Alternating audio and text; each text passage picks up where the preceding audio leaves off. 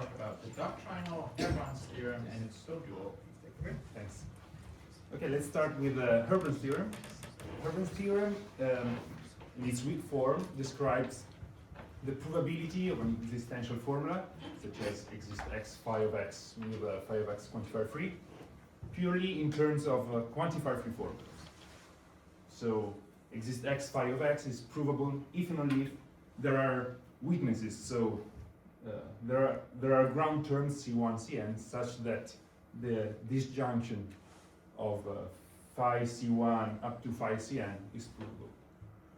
In general, this works for any universal theory. So any theory axiomatized by universal closures of quantifier-free formulas, such as varieties, preorders, orders, and so on. We cannot expect this for a general theory T, for general first order theory, because otherwise this would not be determined by what happens in the quantifier-free formulas. Okay, so Herbrand's theorem expresses the probability of existential formulas in terms of the probability of quantifier-free formulas. What I want to present here is a joint work in progress with Guffanti, where we provide the stone dual of this. The stone dual means that we provide a description of the space of models modulo satisfying the same existential formulas given the space of models satisfying the same quantifier-free formulas. Okay, I will express this in more detail. And for the talk, I just want to focus on the simplest possible setting. So we have first order logic with just one sort, only relation symbols, and no equality, just to make it as simple as possible. And we fix a universal theory T. And now we use the notion of x-pointed model. So take a finite set X. So think of it as a finite set of variables, of free variables. And an x-pointed model of the theory T consists of a pair of a model of T and an assignment of the variables, so a function from x to m. And here we will look at two variations of the usual relation of elementary equivalence. So given two pointed models pointed at the same finite set X, we say that the two are equivalent up to quantifier-free formulas if they satisfy the same quantifier-free formulas with free variables in X. And similarly, they are equivalent up to existential formulas if they satisfy the same existential formulas with free variables in X. All right, so let's see just an example. Take the empty theory in the empty language. Now, a model of this theory is just a set. And so if I take a finite set of variables, there are only few quantifier-free formulas. So just top and bottom. Remember that here we don't have equality. And so all x-pointed models look the same. There is just one class of x-pointed models, up to quantifier-free formulas. Instead, if we look at existential formulas, we can separate, for example, the model empty from any non-empty model by the formula exist x true. Okay, so these two relations are different. The equivalence up to quantifier-free formulas and the equivalence up to existential formulas. Yes. Which is very so does quantifier-free equivalence imply existential equivalence?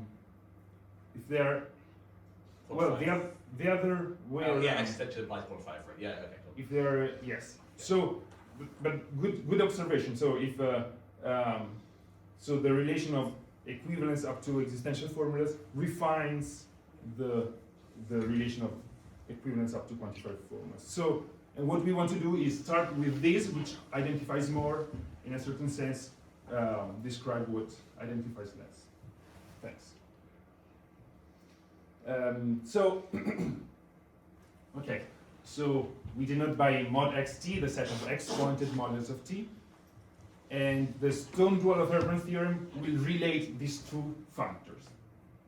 On the left, we have a functor from fin set up to the category of stone spaces and continuous maps that maps a finite set X to the space of X pointed models of T, quotiented by this equivalence relation up to quantifier-free formula.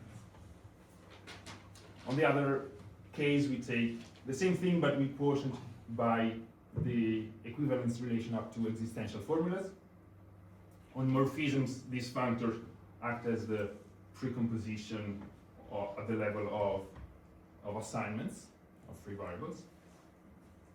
And these are stone spaces, these sets here, because, well, as a Klopen, you take for every free quantifier-free formula in this case, and existential formula in this case, the set of pointed models that satisfy that formula. These forms are basic Klopen for the stone topology. So, what the stone dual of Herbrand theorem will be a description of this functor in terms of this functor. Yes. Sorry. Existential formulas are not closed under negation. Yes. Right. So why you can take that for Klopens? Like, are you taking that as the basic, and you're also taking the complement of the things definable by existential? Oh yes, you're right. Okay. So you take the Boolean algebra generated by this. Okay. Correct. Thanks. Or if you want, you take the formulas of quantifier alternation depth at most one. Yes. Thanks. So for example, what do we get in the previous example with the empty theory in the empty language? Okay, here recall that no quantifier-free formula separates pointed models, so we get the functor constantly equal to the singleton. But now this is a different functor. For example, the empty set is mapped to two element stone space, one that corresponds to the equivalence class of the empty set, the empty model, and one that corresponds to the equivalence class of any non-empty model. And any non-empty set X instead is mapped to a singleton, essentially because if I have two pointed models pointed at a non-empty set, then they have to be non-empty, the models have to be non-empty, and there's no way to distinguish two of them. So, yes, how to obtain this functor from the functor above, in general. Okay, in this talk I will focus just on the easy bit of this construction. I will not tell you how to construct the whole functor, but just the value at the empty set, which is so the value of what is the stone space of models, empty pointed models, which is the same as models, up to existential equivalence in terms of the functor of models up to quantifier-free formulas. And that's the idea. That's the space of models up to existential equivalence can be seen as a subset of the space of subfunctors of the functor of models up to quantifier-free formulas. So, how you take the equivalence class of a model, you can identify this with a special subfunctor of models up to quantifier-free formula, which maps X, a finite set X, to, okay, here what do? You take all possible maps from X to M, all possible assignments of the variables, you take the equivalence class up to quantifier-free formulas, and then these formulas are a subset. In general, you have to take the closure. You don't have to take the closure if you start with a model M which is rich enough to satisfy a notion similar to omega saturation. Okay. In general, you take this closure, and this gives you a stone space. a subspace of the set of models up to quantifier-free formulas. And what do we do to characterize the image? So what we do to describe this is characterize the image of this function. So for example, the functor we saw before for the empty theory in the empty language was constantly equal to 1, and this has 3 subfunctors. So it has itself, the functor constantly equal to the empty set, and the functor that maps x to 1 if x is the empty set, or to empty otherwise. Okay, what are the subfunctors that are in the image of the previous function here? So which subfunctors arise from some model? Let's see. Well, we have 2 models, 2 classes of models, empty and the one of the singleton or any non-empty set. The empty is mapped to the functor that maps x to, well, you take all possible functions from x to empty, you take the equivalence class and then the closures. But then if x is empty, then we have only one possible function. So we get a singleton. If x is not empty, we don't get anything. So this subfunctor is precisely, I go back one slide, is the last one. And if I take the other equivalence class of any non-empty set, let's say a singleton, I take the functors that map x to all the function from x to 1, but there's just one function. And so I get a singleton space, which, going back, corresponds to the first one. So the only one that is excluded is this, the functor constantly equal to empty. Why? Well, for example, it's the only one that does not map empty to a singleton. And more in general, the criterion is the following. So this is the main result. That given a universal theory, in our setting, given a relational one-sorted language, without equality, the space of models of T up to existential equivalence is homomorphic to the Stone space. Yeah, I didn't tell you what is the topology, but you can define it.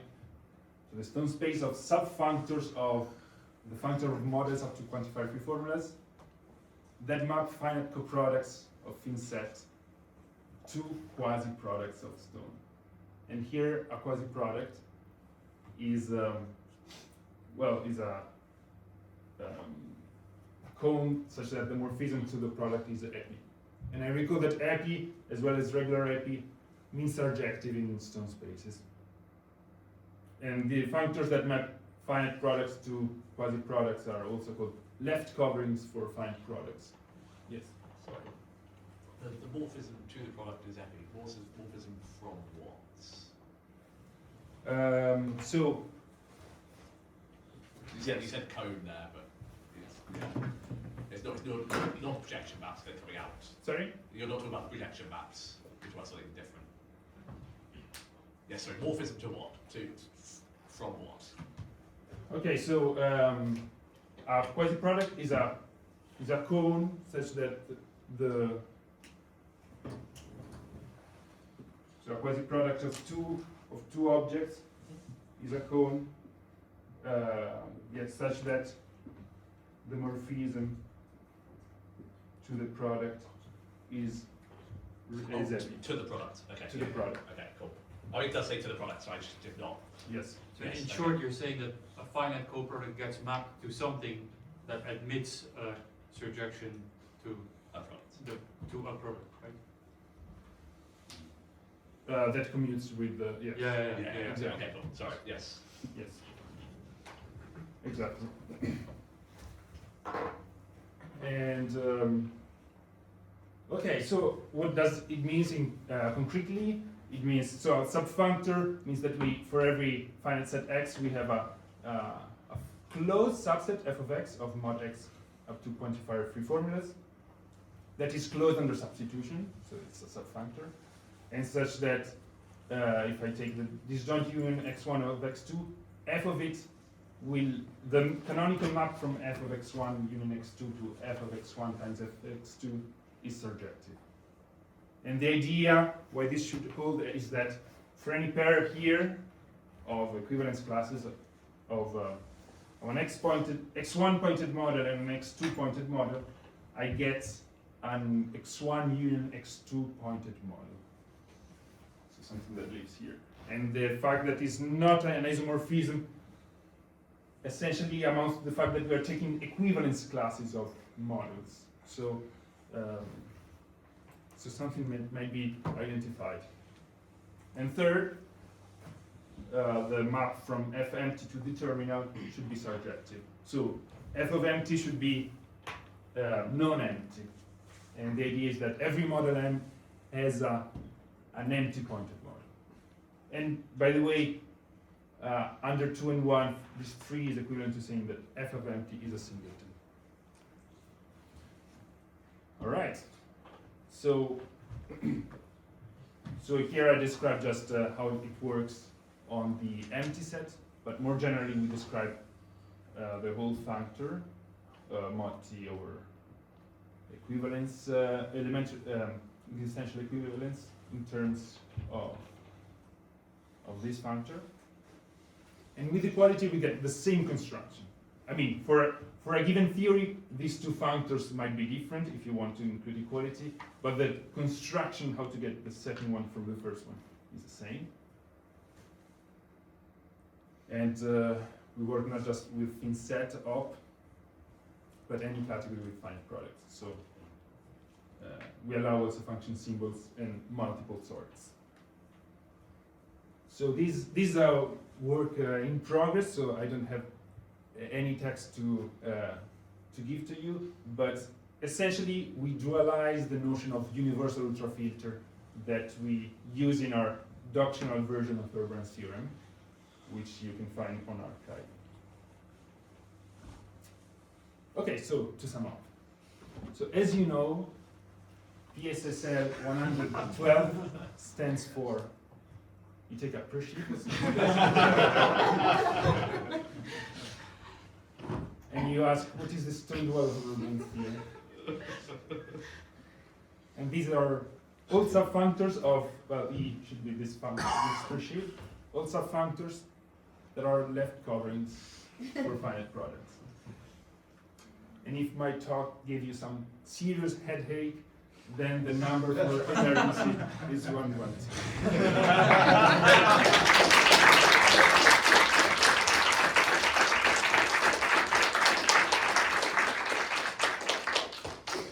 And